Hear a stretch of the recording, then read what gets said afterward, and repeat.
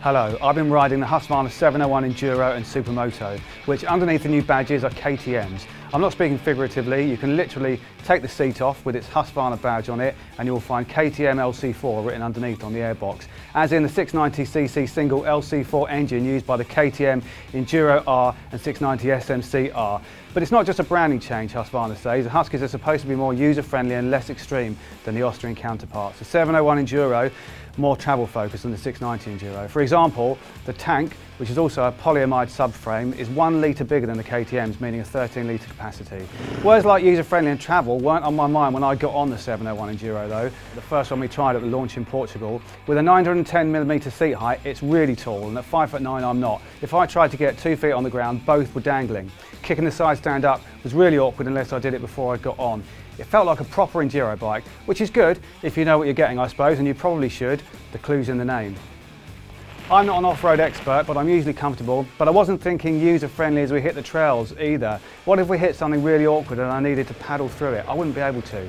But it did quickly inspire confidence. You don't need to reach the ground when you've got loads of low-down torque and a 21-inch knobbly front tyre that seems to float over anything. The upside-down forks are adjustable for compression and rebound damping. It's from WP, like the Shock, and both offer 275mm of wheel travel, 25 more than the KTM. The 701 Enduro did start to seem user-friendly. The gear selector is stubby and fat, making it easy to feel and operate with the side of a booted foot while standing on the pegs. It also folds back so it won't get bent. But the 6-speed box did resist finding neutral sometimes. The ride-by-wire throttle response isn't too aggressive. There are 3 fuel maps to choose from: soft, standard and advanced, using a switch located under the seat. The test bikes are on standard setting. At one point, on some flooded, squirmy grass, I thought I would have to put feet down, but the forgiving throttle response made it easy to just gas it through. The 701 could clearly cope with far more than I'm capable of putting it through.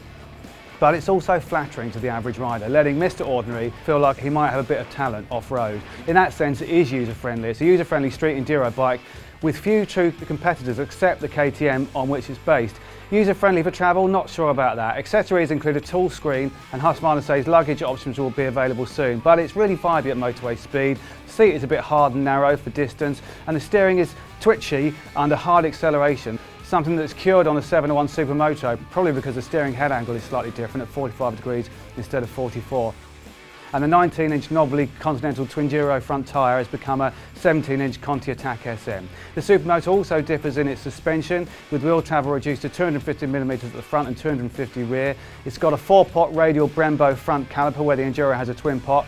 It's got a slightly taller gearing and the bars are rubber mounted. Of course, those few changes make an entirely different experience. For a start, the seat is 890mm, so I can get both feet on the ground. It feels more stable but smoother. It induces you to hang on to the gears. And what shines now is the engine's good mid-range and top end. There's no rev counter, and it could maybe do with one because it's surprisingly revvy. On the KTM 690 SMCR, which does have a rev counter, the red line is at 8,000. The ribbed seat, which is new on the Huskies, stops you sliding backward, which is useful when you bolt upright in the wind. During a wet session on a go-kart track, it was quick to turn, easily chucked into and out of hairpins with the help of the wide handlebar, and the extra bite from the front brake was noticeable, while the suspension kept pitch under control. ABS with anti-stoppie is standard, but it can be deactivated at the rear by plugging in a dongle under the seat. Elsewhere, equipment isn't groundbreaking. There's no fuel gauge, just a warning light. And it's hard to see how the differences between these and the KTMs amount to much beyond branding and styling, although the Husky Enduro does have more suspension travel.